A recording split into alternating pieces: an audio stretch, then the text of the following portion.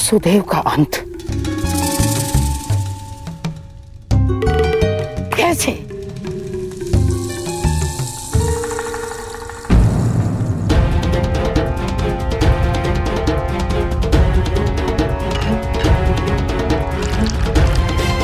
गांधार नरेश, मदिरा।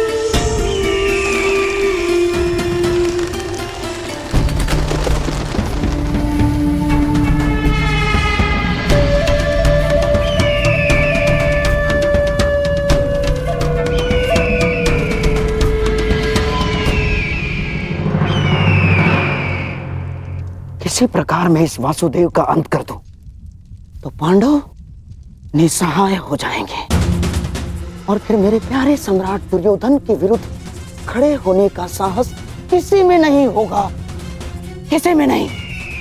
हाँ?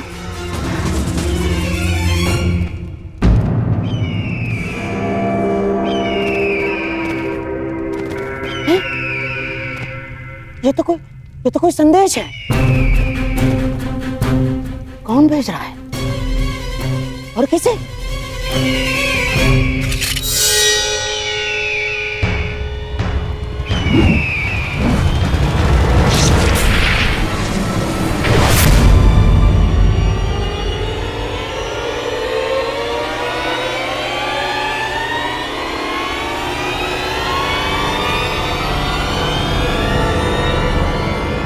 संदेश केवल आपकी लक्ष्मण।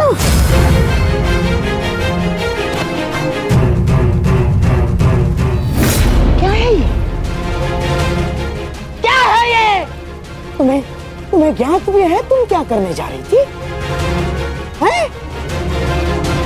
कृष्ण का पुत्र सांब और दुर्योधन की पुत्री लक्ष्मणा।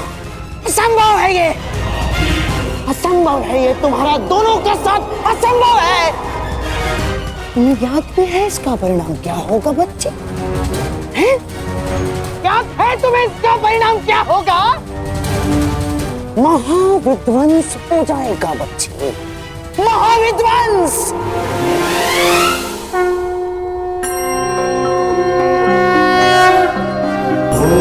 त्र्यंबकं यजामहे सुगंधिं पुष्टिवर्धनम्। महोदय जी, यहाँ तो विवाह का आयोजन था ना, क्या वो समाप्त हो गया? कैसा विवाह भद्र? यहाँ तो कोई विवाह का आयोजन नहीं चल रहा है। कदाचित आप भिन्न स्थान पर आ गए हैं। अर्थात माता और सुप्रिया मुझसे झूठ कह रहे थे, परंतु क्यों?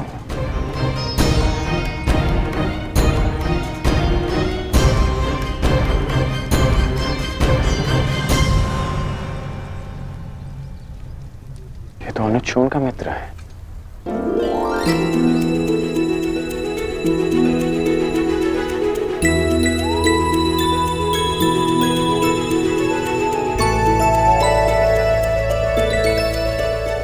बहुत वर्षों बाद तुमसे भेंट हुई। कैसे हो तुम? मैं बहुत अच्छा हूँ, परंतु आप यहाँ भ्राताकर्ण? मैं अपने पुत्र ऋषेन की खोज कर रहा हूँ। मुझे किसी ने बताया था कि वो इस मंदिर में किसी के विवाह में सम्मिलित होने आया है। वो आपको यहाँ नहीं मिलेगा भ्राताकर्ण, वो सदा अपने प्रिय स्थल पर होता है। प्रिय स्थल? वृषसेन, कहाँ हो वृषसेन? पुत्र कहाँ हो तुम? वृषसेन!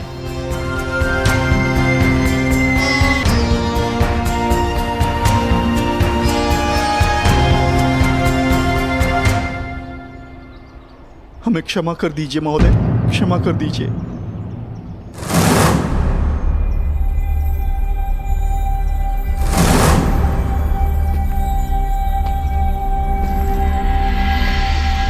ऐसा करने से पहले तुम्हें इसके परिणाम को सोच लेना चाहिए था।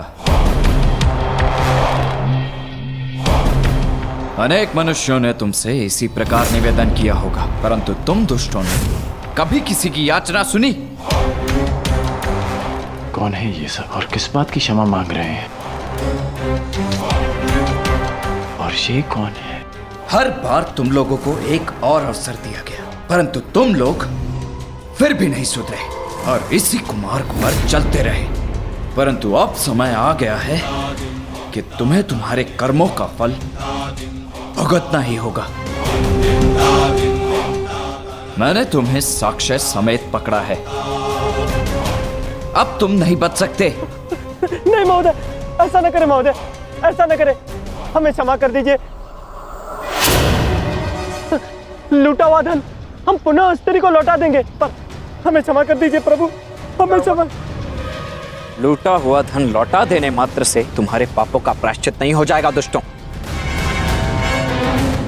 सर्वप्रथम उस पीड़ित महिला से क्षमा की भीख मांगो, अन्यथा मृत्यु के लिए तैयार हो जाओ।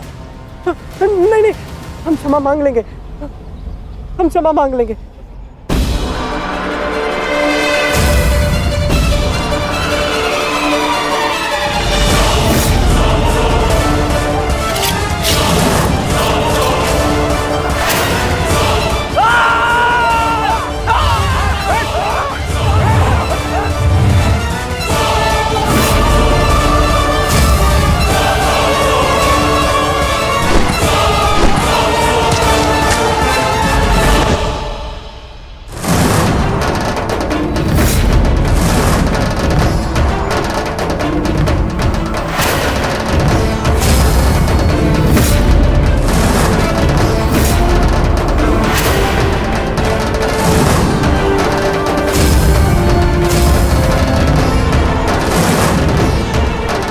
वृषसेन,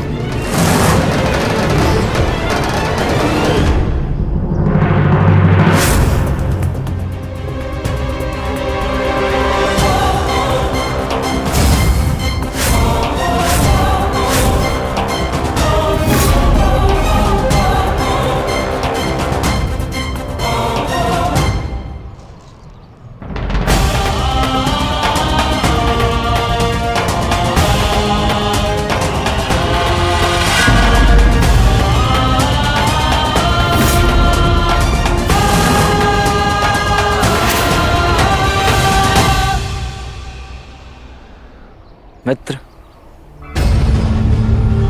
उस स्त्री को उसका धन लौटा दो और इन शवों को भी अंतिम संस्कार दे दो। हमारा मंतव्य यहां पूर्ण हुआ। जिनसे मिलना था उनसे मिल चुके, अब न किसी से मिलना शेष है और न किसी को उत्तर देना।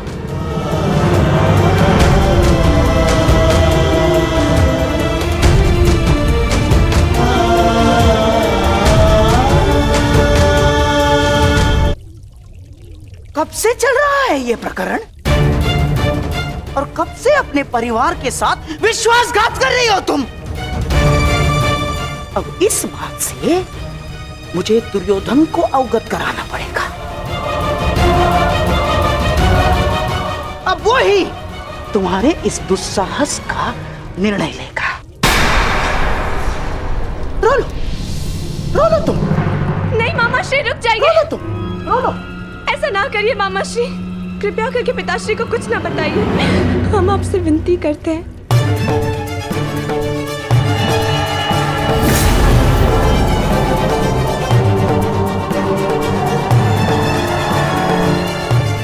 हमें क्षमा कर दीजिए मामा श्री, आपका भरोसा तोड़ने के लिए हम क्षमा चाहते। बहुत बड़ी भूल हो गई हमसे। भूल गई थी मैं कि मैं ऐसा संबंध जोड़ने का स्वप्न देख रही जो कभी जुड़ ही नहीं सकता। प्रेम ने मेरी विचार क्षमता नष्ट कर दी। हमें क्षमा कर दीजिए, परंतु कृपया करके पिताश्री को कुछ मत बताइए। उन्हें पता चलेगा तो उनके हृदय को बहुत ठेस पहुंचेगी। उन्हें कुछ मत बताइए।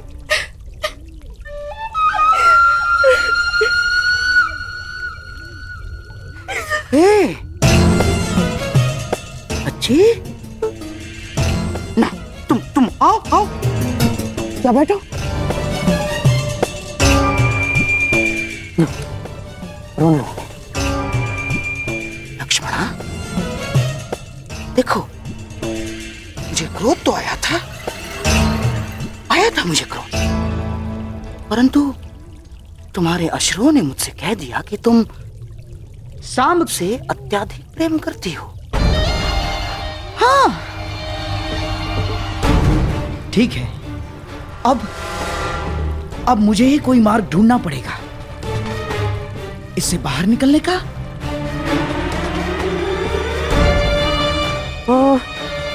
तुम क्या सांब को अभिमन्यु के विवाह में ला सकती हो? बताओ ना, बुला सकती हो तुम? हाँ, परंतु पिताश्री भी वहां होंगे ना? वही तो मैं चाहता हूँ लक्ष्मणा। केवल तुम्हारे पिताश्री नहीं, अपितु तुम्हारे पिताश्री दुर्योधन के साथ साथ सांब के पिताश्री कृष्ण भी वहां उपस्थित होंगे।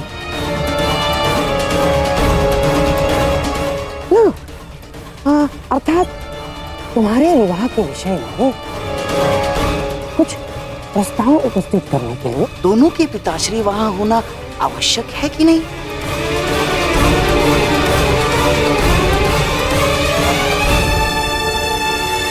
परंतु पिताश्री कभी नहीं मानेंगे। ना ना ना, तुम दुर्योधन की चिंता बिल्कुल मत करना, मैं उसे समझा दूंगा।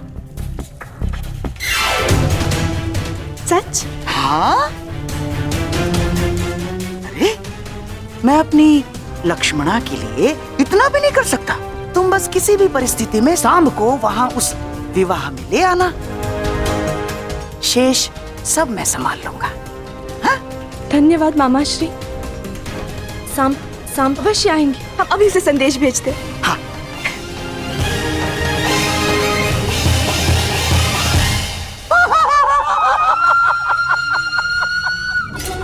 चलिए कृष्ण, अब आएगा आनंद। मेरी अगली चाल के लिए तैयार रहना। तो इस बार तुम्हारी पराजय निश्चित निश्चित। पुत्र मैं हूँ, मैं तुम्हारा पिता। तुमने मुझे पहचाना नहीं, परंतु मैंने तुम्हें देखते ही पहचान लिया। तुम्हें मालूम, बचपन में मैं बिल्कुल तुम्हारे जैसा दिखता था। हाँ,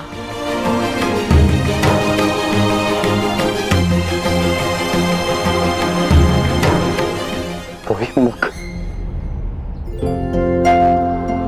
वही शरीर, जैसे मेरा ही प्रतिबिंब हो।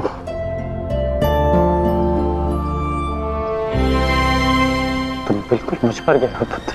मुझे ज्ञात है कि आप मेरे पिता हैं,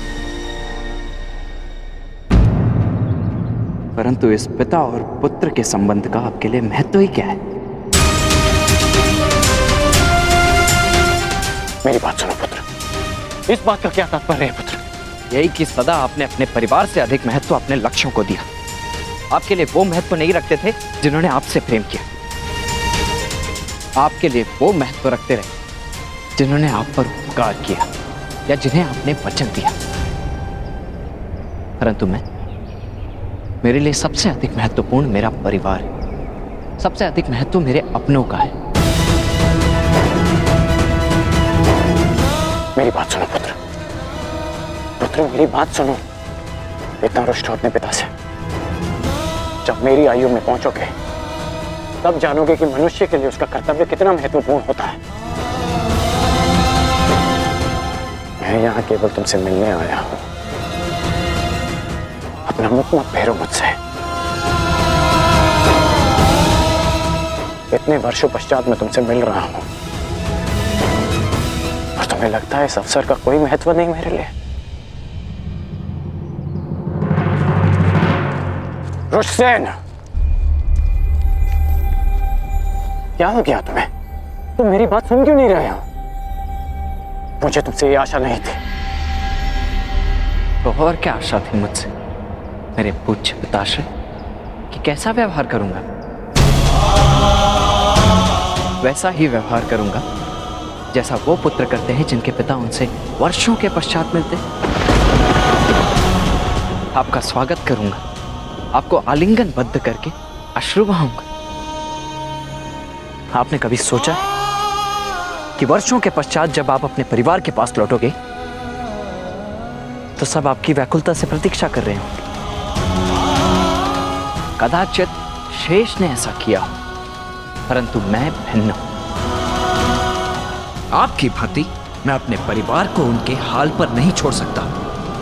मेरे लिए सबसे अधिक महत्व मेरे परिवार का है। मेरे लिए भी, परंतु मेरे लिए मेरा धर्म, मेरा कर्म, मेरा कर्तव्य भी उतना ही महत्वपूर्ण है।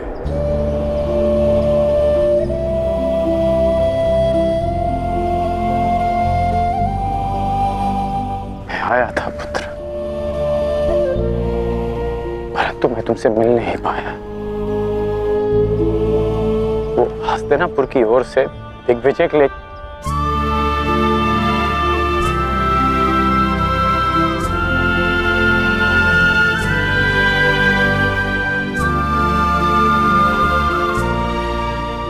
तुम ही बता,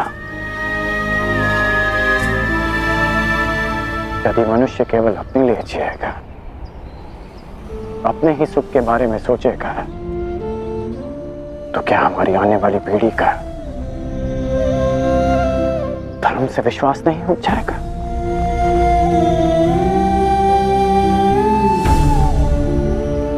हमें समाज के उज्जवल भविष्य के बारे में सोचने का कोई अधिकार नहीं जब तक हम अपनी पारिवारिक समस्याओं से ऊपर उठकर समाज के बारे में ना सोचें, समाज के लिए अपना धर्म पूर्ण ना करें। पुत्र, जीवन स्वार्थ नहीं, परमार्थ है।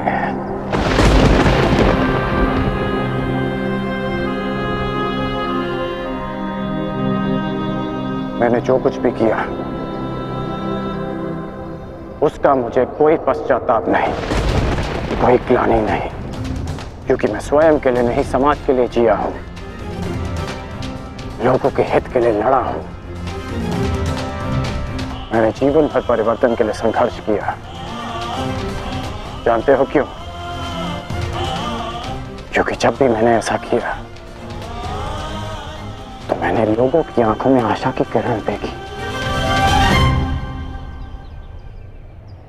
संसार में परिवर्तन लाने से पूर्व हमें स्वयं में परिवर्तन लाना चाहिए। इसलिए मैंने ये सब किया पुत्र। और यदि मैं ऐसा नहीं करता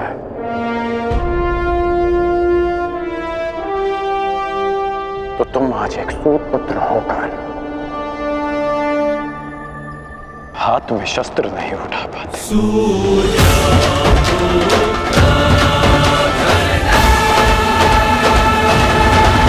अधिक महत्वपूर्ण क्या है, जीवन या जो जीवन में पाया, यात्रा या यात्रा पूर्ण करने के बाद पाया गया लक्ष्य, कर्म या उसके फल? बहुत ही महत्वपूर्ण परंतु विकट प्रश्न है ना? परंतु तनिक धीरज से सोचेंगे तो इसका उत्तर अधिक कठिन नहीं है। यदि जीवन यात्रा है तो उसका लक्ष्य क्या होना चाहिए? स्वयं सोचिए। मान, संतान, धन? नहीं ना। अंतिम लक्ष्य है परम आनंद, और ये अचानक से नहीं मिलता। इसे पाने का केवल एक ही उपाय, और वही आपका कर्म, वही आपकी यात्रा भी, और वही आपका प्रारब्ध भी है। और आपको कौन बताता है कि आपके लिए सही क्या है? वो है आपका मन, जो मस्तिष्क की भांति हानि और लाभ नहीं सोचता, जो आपको ये बताता है कि शुभ किसमें, संसार का कल्याण किसमें, आनंद किसमें। यदि आपका मन संयमित है तो वो आपका सबसे महत्वपूर्ण मार्गदर्शक है, जो आपकी यात्रा, आपका लक्ष्य, आपके कर्म और उसके फलों को सबको शुभ बना सकता है। धर्म की बात करते हैं तो एक पति धर्म भी होता है, एक पुत्र धर्म भी होता है। यदि कर्तव्य की बात करते हैं ना, तो अपने परिवार और पुत्र के लिए भी मनुष्य का कर्तव्य होता है। और यदि समाज की बात करते हैं तो ये मत भूलिए कि समाज परिवारों से मिलकर बनता है। आप जिसे परमार्थ कह रहे हैं वो आपका परम स्वार्थ है, और कदाचित मेरा स्वार्थ मेरा परमार्थ। आप अपना धर्म निभाइए और मैं अपने संबंध निभाता हूं।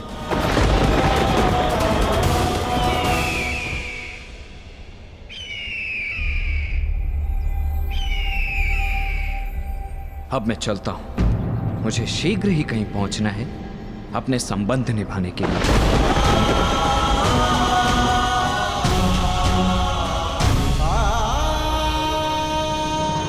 नहीं मामाश्री, मैं कह चुका हूं, लक्ष्मणा विराटनगर नहीं जाएगी। बस अपनी शत्रुता के कारण अपनी बच्ची का मन तोड़ना कहाँ का न्याय है दुर्योधन। हमारी बच्ची लक्ष्मणा को हमारे साथ ले जाना उचित होगा दुर्योधन। अरे कदाचित आप भूल रहे हैं मामाश्री कि विराटनगर हमारा मित्र नहीं शत्रु राज्य है। कोई अनहोनी हो गई तो, युद्ध छिड़ गया तो। मैं कुछ नहीं भूला हूं दुर्योधन, परंतु समझो बात को, ये निमंत्रण युद्ध का नहीं, विवाह समारोह का निमंत्रण है। उस अभिमन्यु का विवाह समारोह है। और दुर्योधन हमारी नई पीढ़ी का पहला विवाह है, उसमें हमारी बच्ची को ले जाना अनुचित नहीं है। अरे मामाश्री क्षमा कीजिए मुझे, परंतु ये मुझे स्वीकार नहीं है। मैं अपनी पुत्री को संकट में नहीं डालूंगा। बस दुर्योधन देखो, ये मत भूलो कि ये आमंत्रण पांडवों की ओर से आया है, अर्थात पांडव शांति बनाए रखने के लिए कुछ भी कर सकते हैं, कुछ भी, जिससे किसी पर भी कोई भी संकट आए। मामाश्री बस, अब मुझे और कुछ नहीं सुनना है। ठीक है, जैसा तुम उचित समझो। रुकिए मामाश्री, क्या चल रहा है आपके मस्तिष्क में?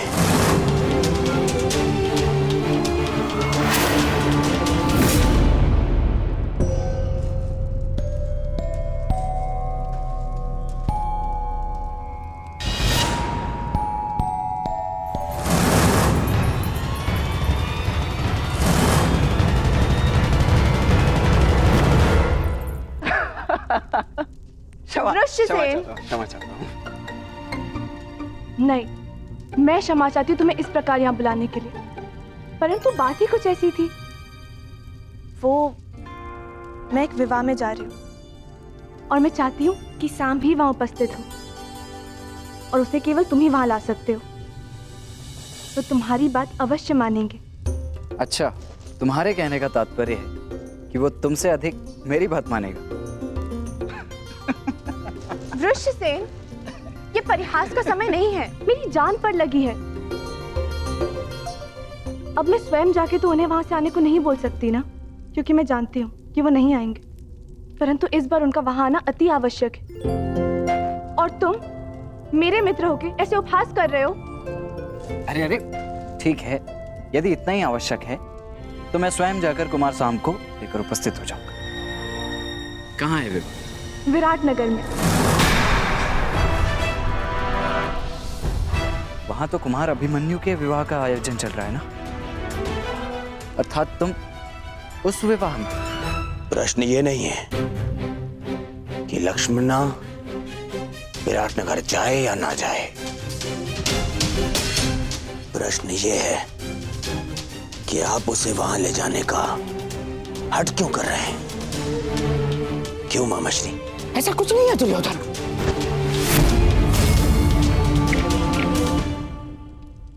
जितना मैं आपको जानता हूं मामा श्री, आप अकारण मेरा मन बदलने के लिए मुझे बाध्य नहीं करते हैं। कुछ तो योजना आपके अंतर मन में है मामा श्री। अब भला मेरे मन में क्या योजना हो सकती है? मैं ये जो कुछ भी कर रहा हूँ अपनी बच्ची लक्ष्मणा की प्रसन्नता के लिए कर रहा हूँ, और कोई योजना नहीं है इसमें।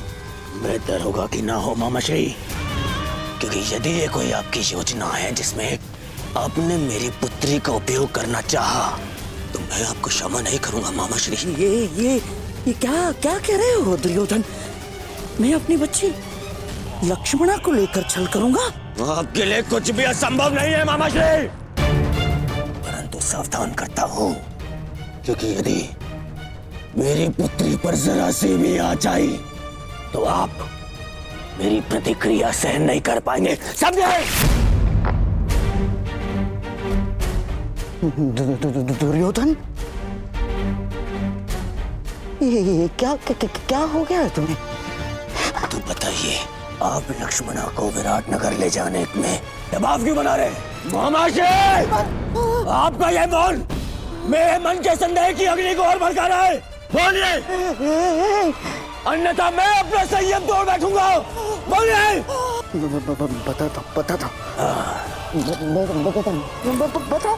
बताता हूँ। भूल जाओ लक्ष्मणा, ये संभव नहीं। तुम अपना ये संदेश किसी और के हाथों पहुंचा दो, मैं ये नहीं कर सकता। परंतु क्यों? लक्ष्मणा, वहां कौरव और पांडव सभी उपस्थित होंगे और मैं नहीं चाहता कि तुम्हारा सामना तुम्हारे पिता से हो, यही ना? ऋष्यसेन, मैं जानती हूँ कि तुम और सांब अपने पिता के समक्ष नहीं जाना चाहते, परंतु ये मेरे और सांब के जीवन का प्रश्न है। मित्र होने सहायता नहीं करोगे? ऋष्यसेन, मैं तुमसे विनती करती हूँ, केवल एक बार उनसे बात तो करके देखो। वहां कुछ ऐसा होने वाला है जो हमारे जीवन को एक नई दिशा देगा। ठीक है, मैं उससे बात करने का प्रयास करूंगा, परंतु वो मानेगा या नहीं ये मैं नहीं कह सकता। तुम प्रयास तो करके देखो, सब ठीक होगा। मुझे अपने मित्र पे पूरा भरोसा है। लक्ष्मणा के विषय में क्या कहना है आपको? लक्ष्मणा के विषय में नहीं, लक्ष्मणा के विवाह के विषय में। लक्ष्मणा का विवाह? हाँ दुर्योधन। अब तो मेरी बात ध्यान से सुनना दुर्योधन। अब मैं तुम्हें बताता हूं कि मेरे मस्तिष्क में क्या चल रहा है। हाँ।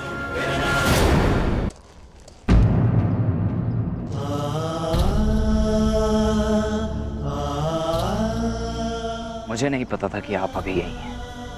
मैं जानता हूं तुम मुझसे रुष्ट हो पुत्र।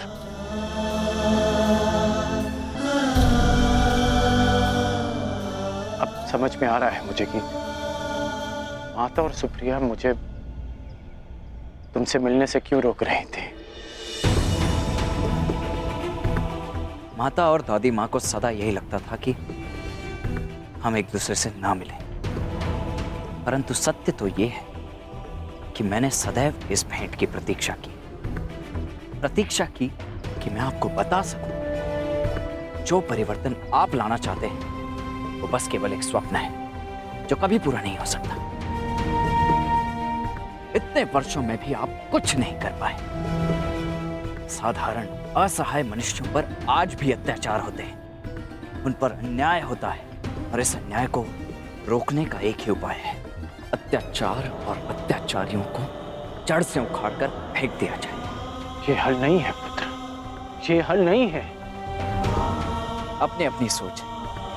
आप परिवर्तन में विश्वास रखते हैं और मैं परिणाम। आप कर्म पर विश्वास करते हैं और मैं फल पर। मैं वृक्ष से मिले फल पर विश्वास करता हूं।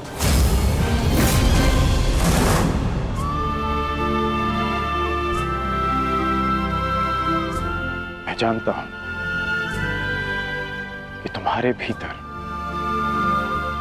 मेरे लिए बहुत कड़वाहट होगी,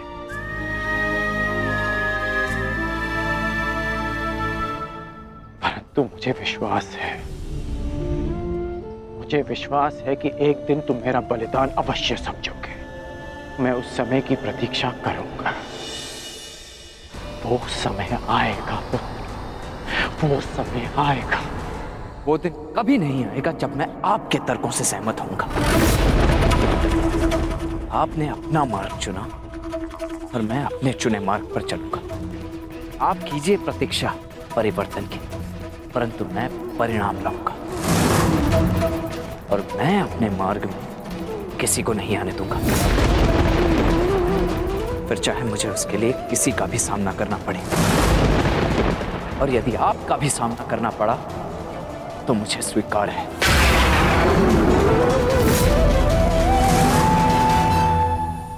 आपने अपना तर्क सामने रख दिया और मैंने अपना पक्ष आपको समझा दिया। अब ये अंतिम अवसर है जब हम मिल रहे हैं। ईश्वर से प्रार्थना है कि अब जब कभी भी हम एक दूसरे के सामने आए तो एक दूसरे के विपक्ष में ना हो, क्योंकि यदि ऐसा हुआ तो हम दोनों में से कोई एक ही जीवित बचेगा।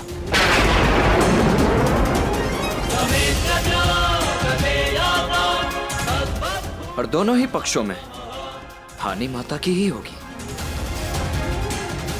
रोना उन्हें ही पड़ेगा। इसलिए प्रार्थना है कि आगे से मेरे मार्ग में ना आए।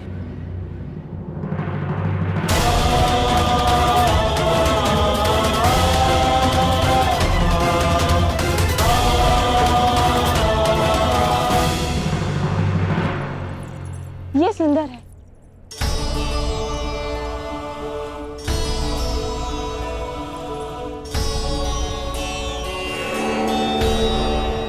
अति सुंदर पुत्री। वस्त्र चयन में बहुत ही प्रवीण हो गए हो लक्ष्मणा। एकांत। नहीं मामाश्री, प्रवीण तो आप हैं मनाने में। हैं? मुझे तो विश्वास ही नहीं हो रहा कि ये चमत्कार कैसे हुआ। पिताश्री को कैसे मनाया? विश्वास के कारण, क्योंकि शकुनी हमेशा अपने दिए वचन पूर्ण करता है। तुम्हें भी मुझ पर विश्वास करना सीखना होगा लक्ष्मणा। मुझे आप पर पूरा विश्वास है मामाश्री। तो क्या तुमने वो किया जो मैंने तुमसे करने को कहा था? क्या संभ विवाह में आएगा? जी मामाश्री, वो विवाह में अवश्य आएंगे। बहुत अच्छे बच्ची। जाओ अपने मधुर मिलन की तैयारियां करो। जाओ।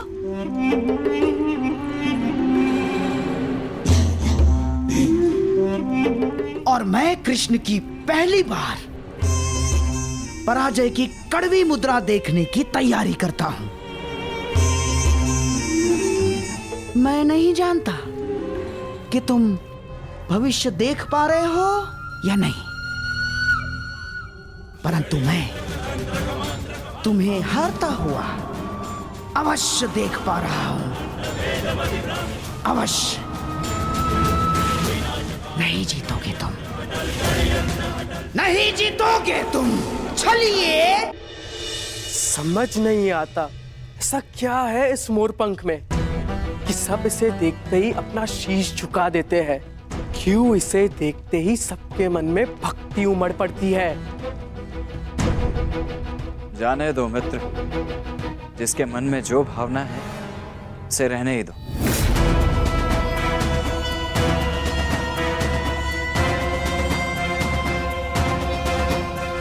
परंतु मुझे ये भक्ति नहीं लगती,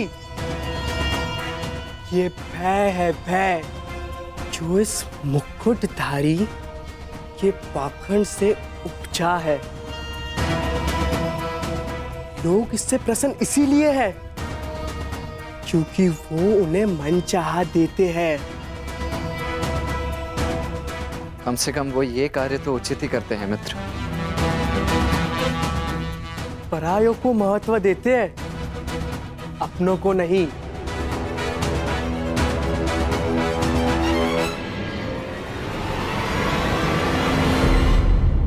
परंतु हम अपनों की बात करें मित्र। तो क्या निर्णय लिया तुमने? विराटनगर आ रहे हो ना?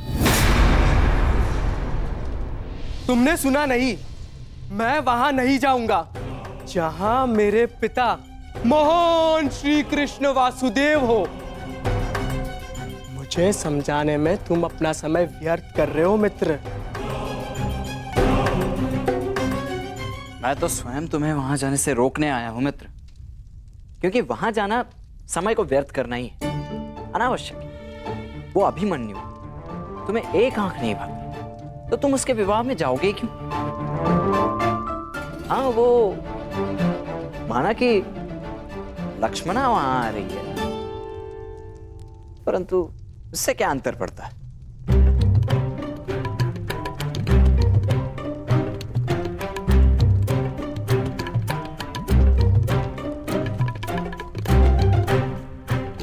वहां आ रही है और वो चाहती है कि मैं भी वहां आऊं, है ना? और तुम मुझे वहां जाने से रोक रहे हो। मैं तो केवल अपने मुख पर आई मुस्कुराहट को रोक रहा हूं मित्र।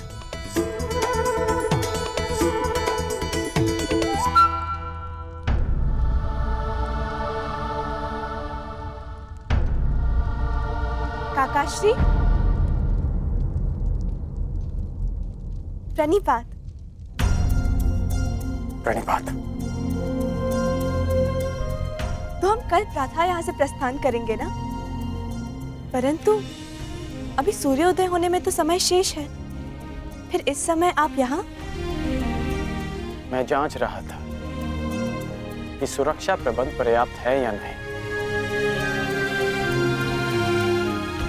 क्योंकि हस्तिनापुर की राजकुमारी पहली बार जो हमारे साथ जा रही है। काकाश्री, आप अंगराज हैं, अंगरक्षक नहीं। आपको ये सब करने की आवश्यकता नहीं। मैं ये सब इसलिए करता हूँ क्योंकि ये युवराज और आपकी सुरक्षा के लिए आवश्यक है। मेरे लिए मेरा वहां जाना आवश्यक नहीं है, परंतु किसी और के लिए मेरा वहां उपस्थित होना आवश्यक है। मेरी बात मानो मित्र, मत जाओ वहां, भूलो मत, तुम्हारे पिता भी उपस्थित होंगे वहां पर। तुम्हारी मंत्रणा उचित है मित्र, परंतु वहां लक्ष्मणा भी होगी और उसकी इच्छा है कि मैं भी वहां पहुंचूं। इस बार भी उनकी इच्छा नहीं थी कि मैं उनके साथ विराटनगर चलूं, क्योंकि उन्हें आपकी चिंता है। हर पिता के लिए अपनी पुत्री की रक्षा सबसे बड़ी प्राथमिकता होती है। देखो पुत्री,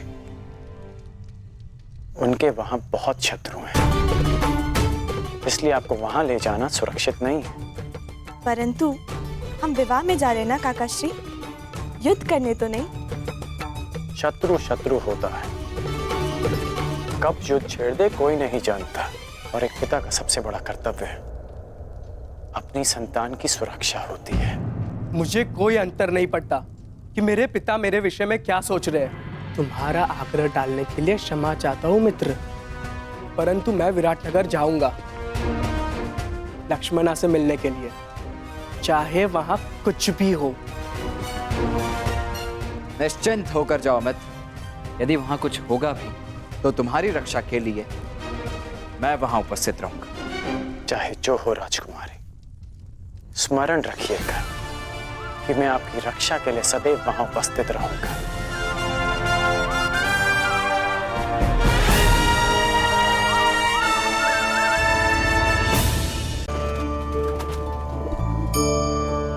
इन पक्षियों को देख रहे हैं आप? इनका उड़ना वायु में इतना संतुलन मुक्त कर देता है ना? इन्हें उड़ते देख आपके मन में भी इच्छा होती होगी कि इन्हीं की भांति आप भी स्वतंत्रता से उड़ पाएं। ईर्ष्या होती है ना जब आप इन्हें खुले आकाश में ऐसे विचरण करते देखते हैं। पर कभी सोचा है इस उड़ान को, इस स्वतंत्रता को पाने के लिए कितना परिश्रम, कितना अभ्यास किया होगा इन्होंने? आकाश में उड़ने से पूर्व धरती पर कितना गहन परिश्रम किया होगा इन्हें। इनके माता पिता ने पहली बार जब इन्हें पंख फड़फड़ाने को उकसाया होगा तो कितनी बार गिरे होंगे। पहली बार वायु में उड़ते समय कितना भय लगा होगा इन्हें। अपनी पहली उड़ान के पश्चात धरती पर उतरते समय गिरकर कितनी चोट खाई होगी। इस उड़ान का, इस स्वतंत्रता का ये मूल है। यदि आप ये दे सकते हैं तो अवश्य आप भी इस स्वतंत्रता को पा सकते हैं। इन पक्षियों की भांति ही अपने चारों ओर जब भी आप किसी सफल मनुष्य को देखें तो उससे ईर्ष्या ना करें। उसके परिश्रम और पीड़ा को समझने का प्रयास करें जो उसने यहां तक पहुंचने में पाई है।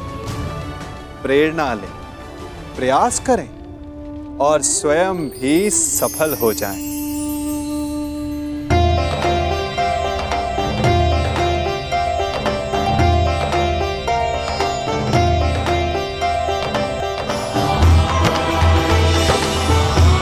माते,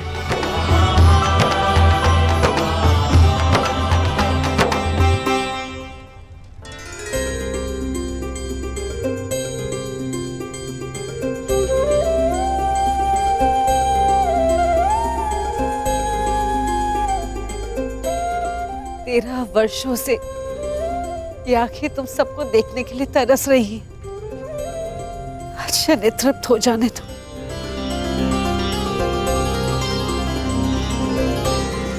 तुम जानती हो 13 वर्ष की इस परीक्षा में मेरे पुत्र सफल क्यों हुए?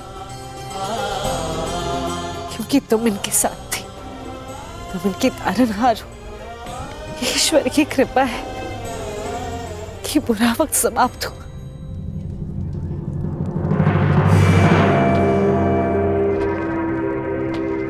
और किसी का बुरा समय प्रारंभ हुआ।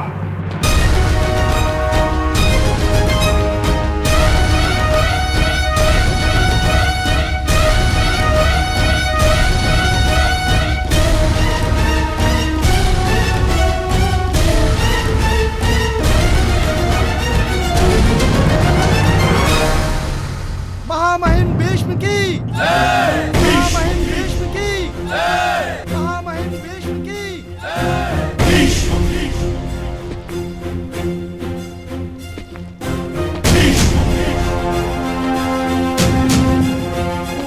आप यहाँ पधारे, हम धन्य हुए पितामह। प्रणिपात। आयुष्मान भव।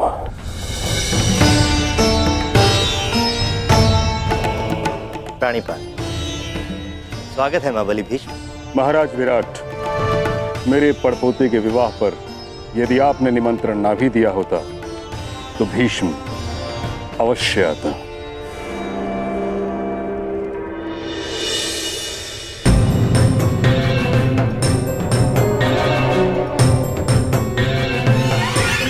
आइए महाबली भीष्म।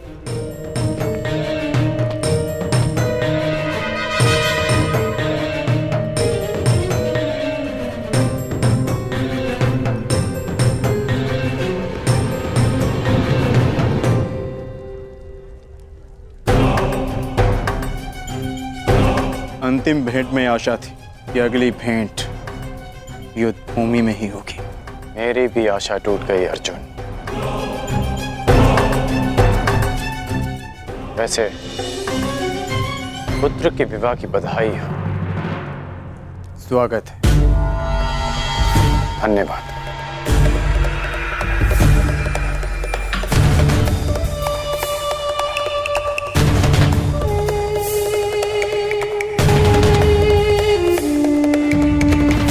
प्रणिपात।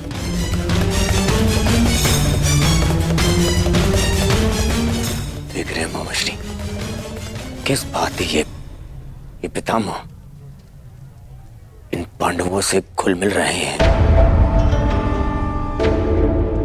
कोई जाए उन्हें बताए, समझाए उन्हें कि कुछ ही समय पश्चात यही पांडव युद्ध में हमारे विरुद्ध खड़े होंगे। शांत रहो दुर्योधन। मुख मुद्रा सुंदर नहीं बना सकते तो कम से कम सुंदर शब्दों का प्रयोग तो करो।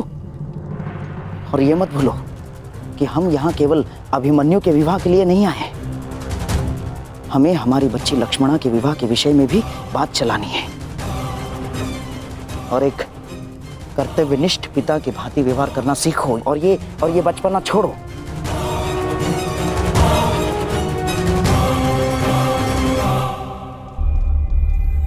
पिताश्री, अब तो सभी अतिथि आ ही चुके हैं ना, आप भी तनिक मेरे साथ बैठी, मुझे आपको कितना कुछ बताना।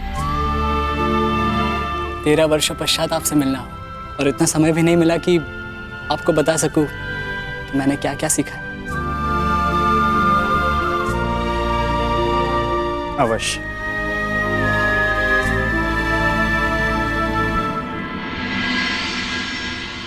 जिनसे मिलना था उनसे मिल चुके हैं, अब न किसी से मिलना शेष है और न किसी को उत्तर देना।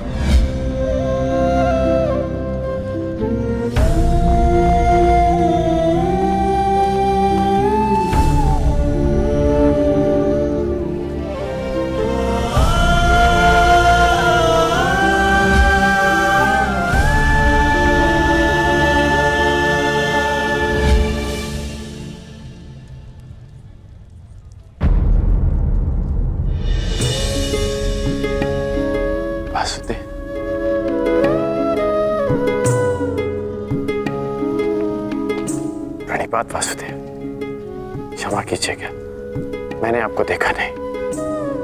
कोई बात नहीं अंगराज, मनुष्य का मन जब व्यथित होता है तो कई बार वो अपने आसपास की वस्तुओं को देख नहीं पाता।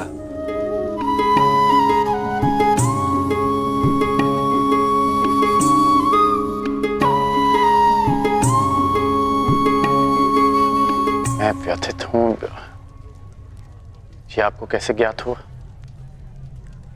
लगता है तुम भूल गए अंगराज, सारथी हूं, योद्धा का मन पढ़ लेता हूं। अभिमन्यु को देखकर तुम्हें वृषसेन का स्मरण हो आया ना?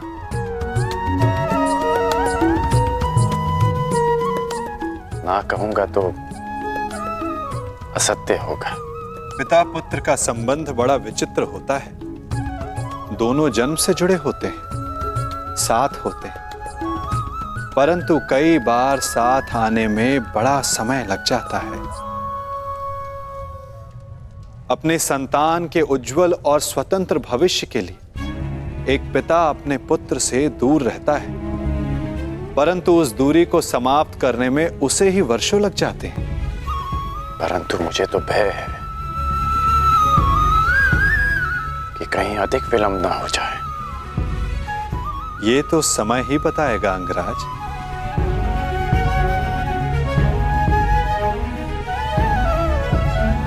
अच्छा वासुदेव, शाम कैसा है? वो आपके साथ नहीं आया? वो अच्छा है अंगराज, उसका यहां आने का मन नहीं था, इसलिए साथ नहीं आया। परंतु मन की गति बड़ी चंचल होती है अंगराज, क्या पता कब बदल जाए। वासुदेव क्षमा कीजिएगा, परंतु मेरे पूछने का एक और तात्पर्य है। आपका आपके पुत्र से संबंध कैसा है? मैंने कहा ना अंगराज, पिता पुत्र का संबंध बड़ा विचित्र होता है। मेरी दशा तुमसे भिन्न नहीं है और मैं भी प्रारब्ध नहीं बदल सकता।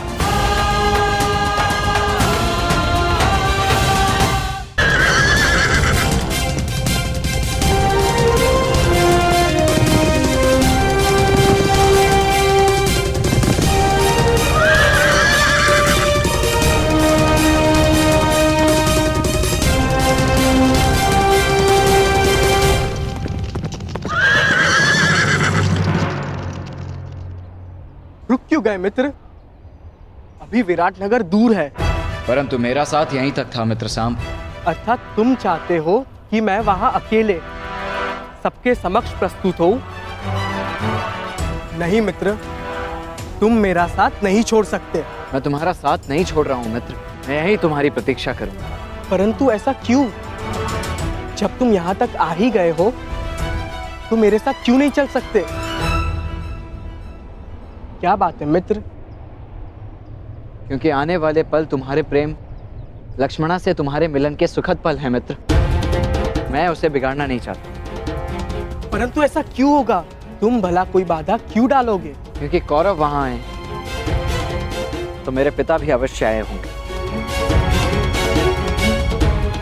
मेरे पिता भी वहां है, मैं उन्हें अनदेखा करना है। कुछ बातें अनदेखी नहीं की जा सकती मित्र। मैं उनसे अंतिम भेंट करके आया हूं। यदि अब भेंट होगी तो विध्वंस होगा, और मैं ये नहीं चाहता। ऐसा नहीं है वृषसेन। ऐसा ही है मित्र। अब यहां से तुम्हें अकेले ही जाना होगा, परंतु विश्वास करो, यदि कुछ भी अशुभ होता है तो पीछे पलट कर देखना, मुझे समक्ष पाओगे। जाओ सांब, लक्ष्मणा तुम्हारी प्रतीक्षा कर रही है। और हाँ, शांत रहना मित्र, स्वयं किसी संकट को आमंत्रण मत दे देना। प्रयास करना कोई समस्या उत्पन्न ना हो जाए। मैं समस्या उत्पन्न करने नहीं मित्र, समस्या का अंत करने जा रहा हूँ और एक नए जीवन का प्रारंभ।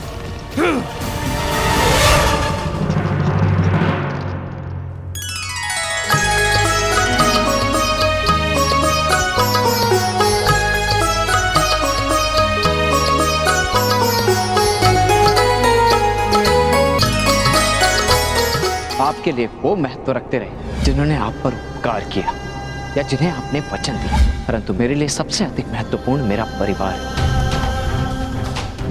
आपने कभी सोचा है कि वर्षों के पश्चात जब आप अपने परिवार के पास लौटोगे तो सब आपकी व्याकुलता से प्रतीक्षा कर रहे हो, परंतु मैं भिन्न हूं। आपकी भांति मैं अपने परिवार को उनके हाल पर नहीं छोड़ सकता।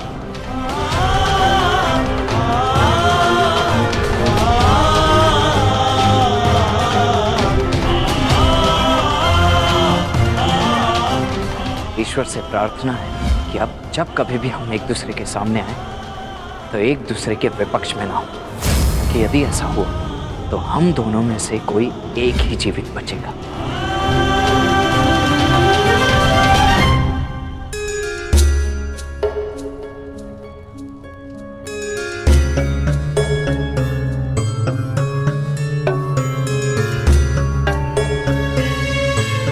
तुम्हारे मन की व्याकुलता में समझ सकता हूँ लक्ष्मणा, परंतु किसी की प्रतीक्षा में द्वार पर इतनी देर भी दृष्टि नहीं रखनी चाहिए कि सबकी दृष्टि तुम पर पड़ जाए। अवश्य कोई महान नीति का ज्ञान अपनी नातिन को दे रहे होंगे गांधार नरेश।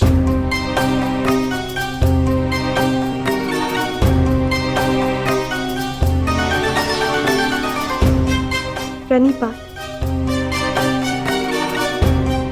तुम्हारी मनोकामना पूर्ण हो पुत्री। प्रणिपात करने का एक लाभ ये होता है कि आशीर्वाद स्वतः मिल जाता है ना गांधार नरेश? वैसे ये बताइए, आपको उत्सव का प्रबंध कैसा लगा? अति उत्तम वासुदेव, आप ही की कृपा है बस। मेरी कृपा? उत्सव विराट राज का है और आप प्रशंसा मेरी कर रहे हैं। और किसकी करूं वासुदेव? आप जहां जाते हैं वहां सब कुछ आप ही के मन से तो चलता है। भिक्षुक पांडवों को ऐसा राज संबंध दिलाना, हारे हुए योद्धाओं को फिर से स्फूर्ति दिलाना, ये आपके अतिरिक्त कौन संभव कर सकता है वासुदेव? भला आप ही बताइए, कौन सोच सकता है कि जो कौरव विराट नगर की ईंट से ईंट बजा देने का स्वप्न लिए बैठे थे, वो विराट नगर का आतिथ्य स्वीकार करेंगे? ये योजना बना पाना, उसे सफल करना आप ही के तो बस में है वासुदेव। इसीलिए आप प्रशंसा के पात्र हैं।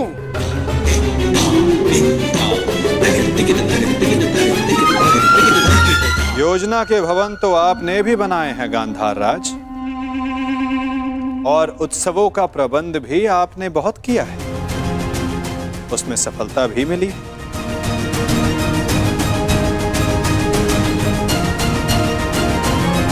योजना के भवन तो आपने भी बनाए हैं गांधार राज, वो बात और है कि उसके लिए आपको प्रशंसा नहीं मिली, परंतु एक बात के लिए मैं आपकी प्रशंसा अवश्य करूंगा कि हस्तिनापुर के इतने महान दिग्गजों को यहां लाना कोई सरल कार्य नहीं है।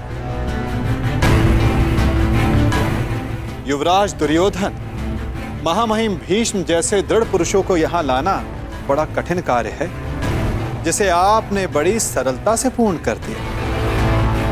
हस्तिनापुर को आप विराट नगर ले ही आए गांधार नरेश, भले ही उसके पीछे आपका कोई व्यक्तिगत कारण अवश्य रहा हो। मेरा क्या कारण होगा वासुदेव? क्या कारण होगा मेरा ना? अरे हाँ, मैं यहाँ सबसे मिला, परंतु आपका पुत्र सांब कहीं दिखाई नहीं दे रहा है। क्या वो आमंत्रित नहीं है यहाँ? जिसे आना हो उसे आमंत्रण की क्या आवश्यकता? और यदि आपको सांब की कमी अनुभव हो रही है तो तनिक उधर देखिए गांधार राज।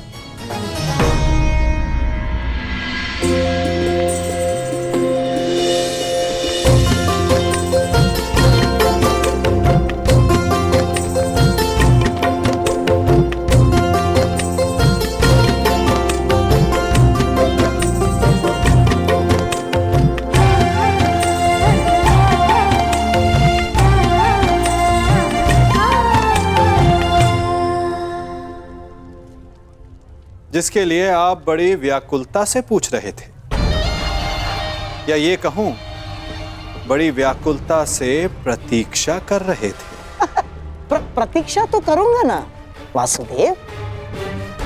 जब सारी अगली पीढ़ी यहाँ प्रस्तुत है तो आपके पुत्र सांब से भी मिलने का मन हो आया, और विराट नगर के लिए हस्तिनापुर से जो भेंट आई है उसका आनंद अधिक लोग उठा सके उतना अच्छा है? और आशा है कि मेरी भेंट सबको आनंदित ही करेगी वासुदेव।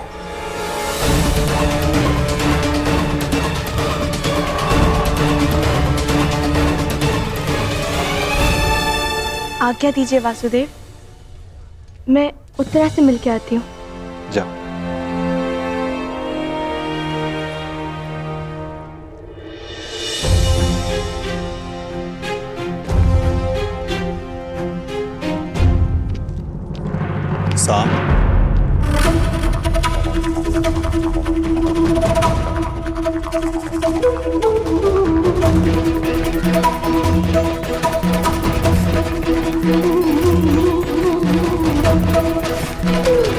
तुम वहां जहां मैं हूं? आश्चर्य हुआ तुम्हें देखकर। आश्चर्य नहीं, सौभाग्य है आपका पूजनीय पिताश्री। ये मत समझिएगा कि आपको लेकर मेरे विचार परिवर्तित हो गए। बात केवल इतनी है कि आज मेरा मन आनंद में था, बस उसे बांटने के लिए मैं अपने संबंधी के विवाह में चला आया। तुम उनमें से नहीं हो सांब जो केवल अपने मन के आनंद के लिए कुछ कर जाए। यदि तुम यहां आए हो तो अवश्य कोई छिपे हुए मंतव्य के साथ आए हो। पुत्र हो मेरे, इसे मेरी मंत्रणा समझो या चेतावनी, परंतु कुछ भी ऐसा मत करना जो अनिष्टकारी हो। वैसे पूरा भारतवर्ष एक महायुद्ध के ज्वालामुखी के मुख पर बैठा हुआ है। उस युद्ध को प्रारंभ करने का कलंक अपने सर पर मत ले लें।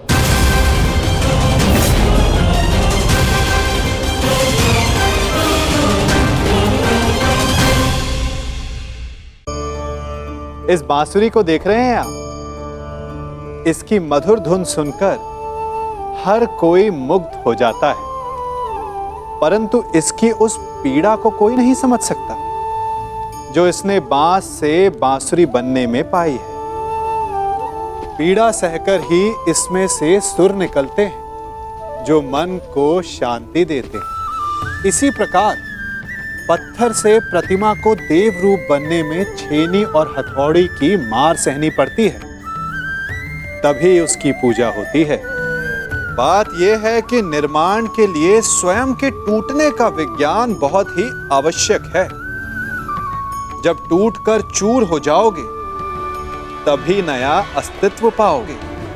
अर्थात शक्ति पाने से पूर्व पीड़ा का भोग करना आवश्यक है। यदि पीड़ा से भागोगे तो शक्ति नहीं पाओगे। अभी आप पर निर्भर करता है कि आपको बांस बनकर रहना है या बांसुरी, पत्थर बनकर रहना है या प्रतिमा के रूप में सजना है। यह निर्णय आपका है। पूरा भारतवर्ष एक महायुद्ध के ज्वालामुखी के मुख पर बैठा हुआ है। उस युद्ध को प्रारंभ करने का कलंक अपने सर पर मत ले ले।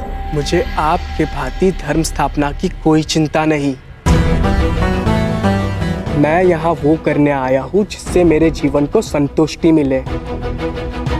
मैं संसार को नहीं, अपने जीवन को, अपने आनंद को महत्व देता हूँ। यदि संसार ही नहीं बचेगा तो जीवन में आनंद का क्या महत्व है पुत्र?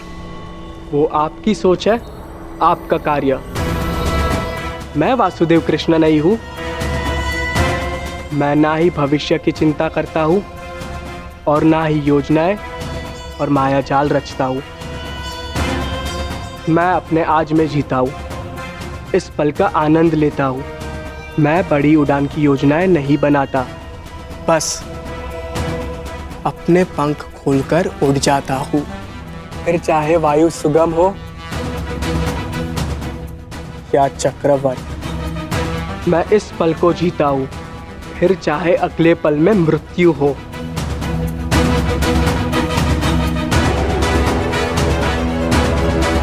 तुम नहीं समझोगे साम। उड़ने से मृत्यु नहीं होती। मृत्यु तब होती है जब वो धरा पर अनुचित तरह से टकराए।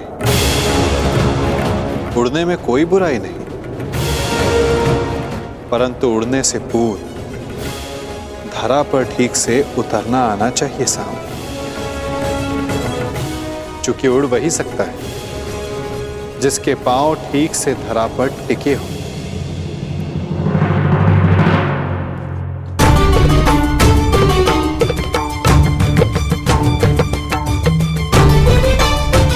भद्र, इस शुभ अवसर पर इन अस्त्रों का क्या काम? सज्ज रह रहा हूं। विवाह उत्सव है, युद्ध नहीं। मनुष्य का भाग्य और योद्धा का युद्ध कब ललकार दे किसे ज्ञान। इसीलिए तैयार रहना श्रेयस्कर है।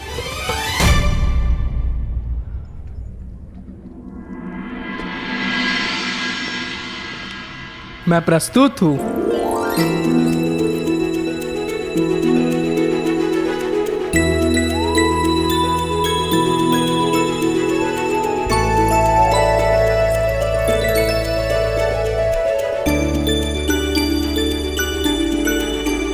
अरे ये अश्रु क्यों? मुझे लगा मुझसे मिलकर तुम्हारे मुख पर मुस्कान आएगी। मुस्कान आते आते रह गई और भय से अश्रु निकलने लगे। मेरे रहते कैसा भय? अनिष्ट का भय। मुझे विश्वास ही नहीं हो रहा कि ये सब होने जा रहा है। आशा है कि आज कदाचित मेरे पिताश्री और तुम्हारे पिता के मध्य हमारी संबंध की बात हो, परंतु शुभ कार्य में अनिष्ट तो होते ही है ना। बस इसी भय से अश्रु निकल। कोई अनिष्ट नहीं आएगा लक्ष्मणा। और यदि आया तो उसे मेरे बाणों का सामना करना होगा।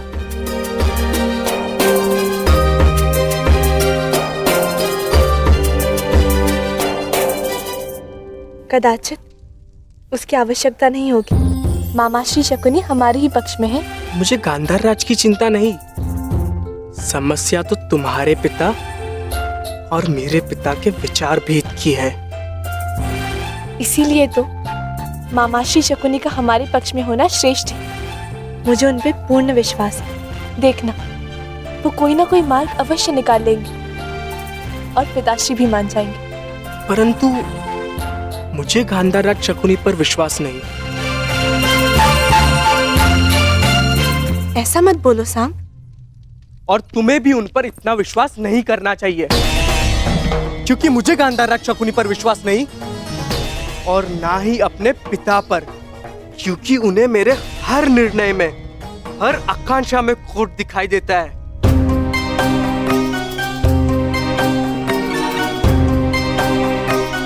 साम, तुम्हारे पिताश्री परम श्रद्धेय हैं, उनका सम्मान करो। अंततः उन्हीं की इच्छा पर हमारा संबंध निर्भर है। मेरा संबंध किससे होगा ये मेरी इच्छा पर निर्भर करता है लक्ष्मणा। चलो देखते हैं क्या छिपा है मेरे पिता के मन में।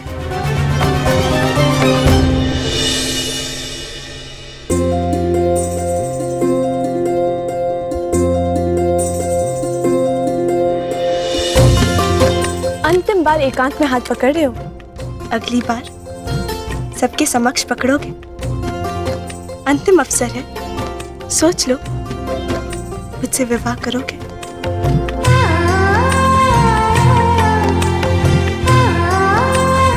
अवश्य। मेरे अतिरिक्त तुम्हारा हाथ कोई नहीं पकड़ पाएगा लक्ष्मणा।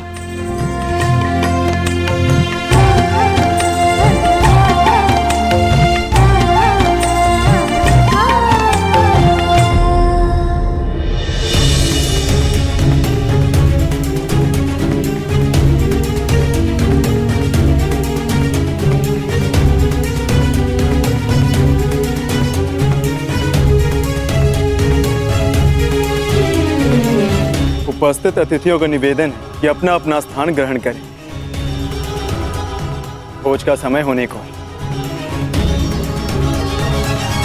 क्षमा चाहता हूं आप सबसे, क्षमा।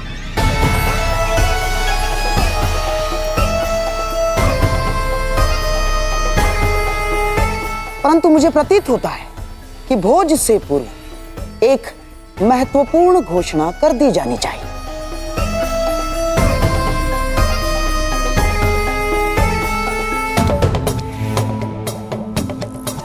कैसी घोषणा गंधार नरेश? अब इसे घोषणा माने या प्रस्ताव? मैं शकुनी समस्त हस्तिनापुर की ओर से क्षमा का प्रस्ताव रखता हूं।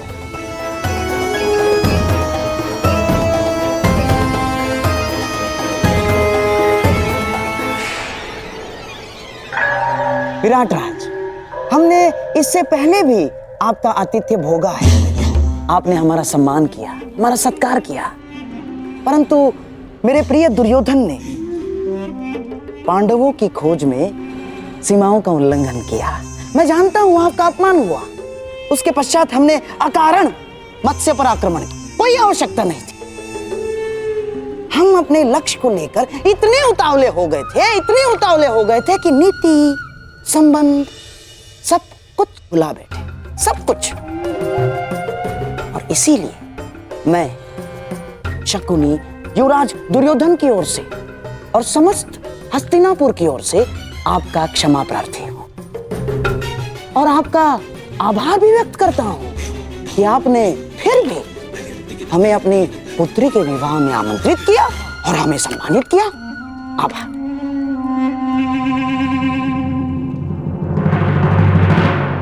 शकुनी का व्यवहार इतना विनम्र कब से हो गया?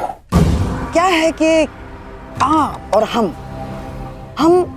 दोनों क्षत्रिय हैं और आप तो जानते हैं कि क्षत्रिय क्रोध में सब कुछ भूल जाता है, सब कुछ। परंतु सच्चा क्षत्रिय वो है जो अपनी भूल स्वीकार करके भी मित्रता का हाथ बढ़ाने में भी पीछे नहीं हटता। इसीलिए मैं शकुनी हस्तिनापुर की ओर से मित्रता का हाथ आगे बढ़ाता हूं।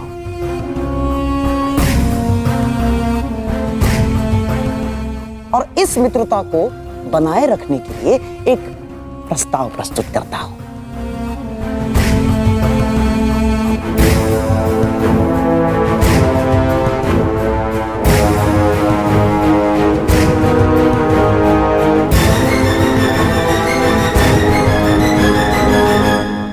प्रथम पूज्य वासुदेव, क्या इस प्रस्ताव को प्रस्तुत करने के लिए आपकी अनुमति है?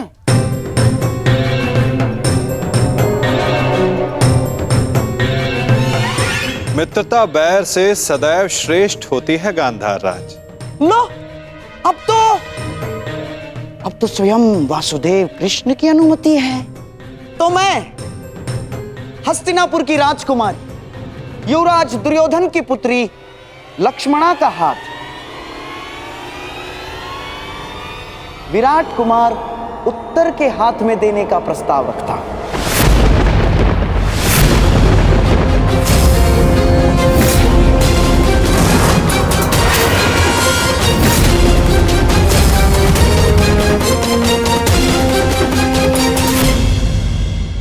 और आशा है कि आप इसे स्वीकारेंगे और हमें संदेश देंगे कि आपने हमारी भूल को क्षमा किया।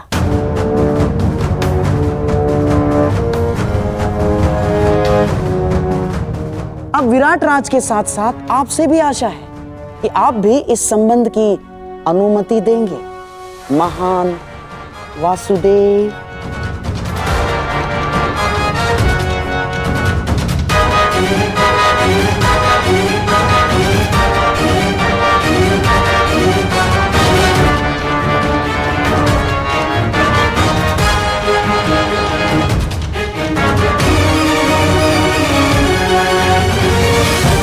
उत्तर का विवाह लक्ष्मणा के साथ?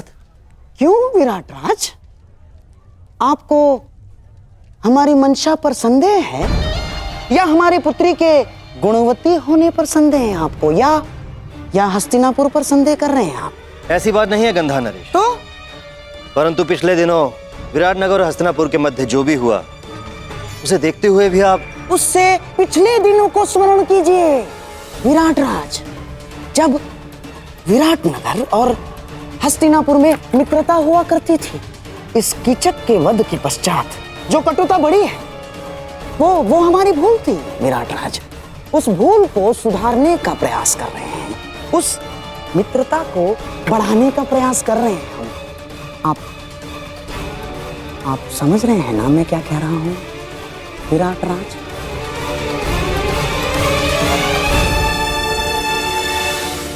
कहीं ये किसी और छल का प्रयास तो नहीं गंधार राज? क्या ये संबंध हमसे भविष्य में होने वाले युद्ध में विराट राज का सहयोग प्राप्त करने की योजना तो नहीं है? क्या छल भीम? कदाचित तुम्हें ज्ञात नहीं है, छल परायों के साथ किया जाता है, अपनों के साथ नहीं। तुम्हें क्या लगता है मैं तुम्हारे ज्येष्ठ भ्राता युधिष्ठिर हूं, जिसने अपने भाइयों को सगों को चौसर के दांव पर लगा दिया?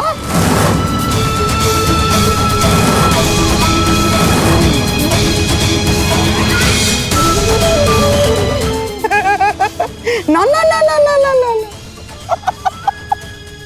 मैं लक्ष्मणा को, मेरे दुर्योधन की पुत्री को दांव पर नहीं लगाऊंगा ना।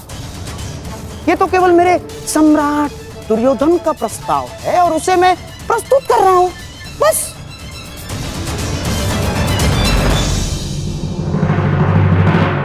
है ना दुर्योधन? महामाश्री ठीक कह रहे हैं।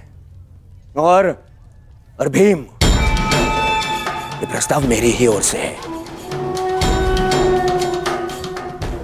मैं छल नहीं करता, मुझे बल पर विश्वास है। बल पर।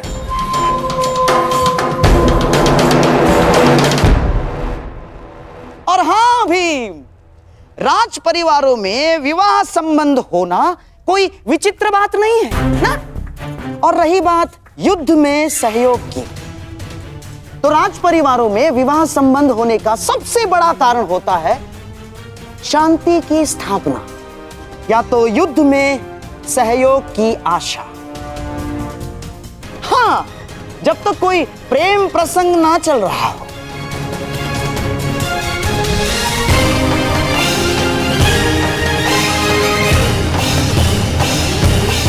आपका क्या मत है प्रथम पूज्य वासुदेव? आपने भी अपने भांजे अभिमन्यु का विवाह उत्तरा के साथ इसी आशा में किया था कि पांडवों को युद्ध में विराटनगर का सहयोग मिल सके।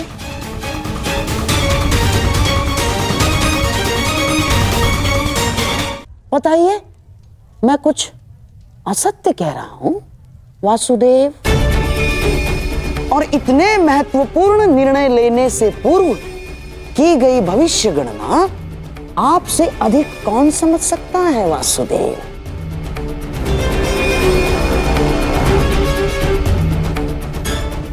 और मनुष्य भी मवेशी इसीलिए घर में लाता है कि उसके दूध से आहार मिल सके, इसलिए नहीं कि उसका पालन पोषण कर सके, है ना वासुदेव? युद्ध भारतवर्ष के द्वार पर खड़ा है और ऐसे में हम युद्ध के सहयोग के लिए कोई विवाह संबंध बनाते हैं तो इसमें आपत्ति है वासुदेव? बताइए।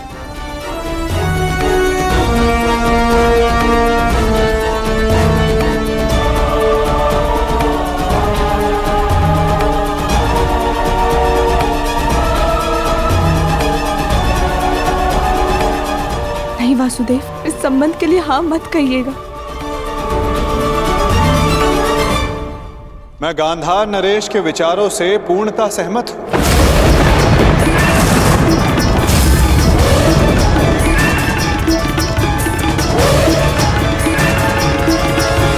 यदि पांडवों को अभिमन्यु का विवाह विराट राज की पुत्री के साथ करने का अधिकार है तो दुर्योधन को भी विवाह का प्रस्ताव विराट नगर भेजने का पूर्ण अधिकार है।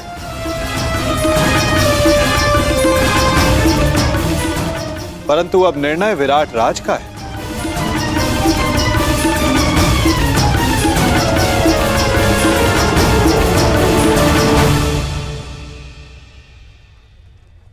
वासुदेव, क्या आप इस संबंध को मान्य करते हैं? विराटनगर और हस्तिनापुर के संबंधों के इतिहास को देखते हुए भी क्या ये उचित होगा? मेरी दृष्टि में शांति से उचित कुछ भी नहीं विराट राज। यदि गांधार नरेश बीते कड़वे संस्मरणों को भुलाकर उज्जवल भविष्य की कामना रखते हुए प्रस्ताव रखना चाहते हैं तो अवश्य गांधार नरेश को पूर्ण अधिकार है। और मुझे आप में विश्वास है, अगर आपने कुछ सोचा होगा तो उसमें सभी का हित होगा। कुमार दुर्योधन, मुझे यह संबंध स्वीकार है।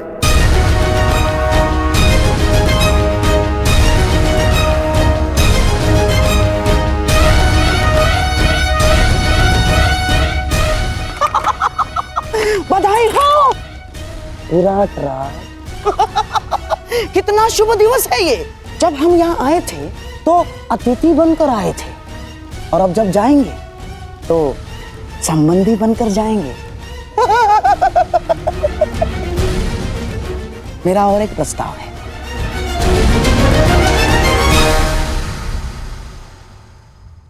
कैसा प्रस्ताव? नहीं, अर्थात पांडवों के और हमारे संबंधी एक ही है और सारे यहाँ उपस्थित भी हैं, तो क्यों ना अभिमन्यु और उत्तरा के साथ साथ लक्ष्मणा और उत्तर का भी विवाह एक ही मंडप में कर दिया जाए।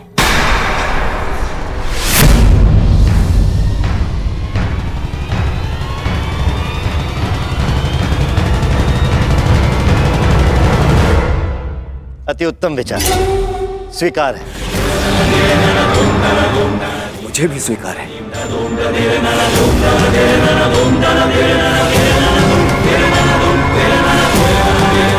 और मेरा भी निवेदन है कि सारे संबंधी गले मिलकर अपने कड़वे संस्मरणों को भूल जाए और फिर भोज आरंभ हो।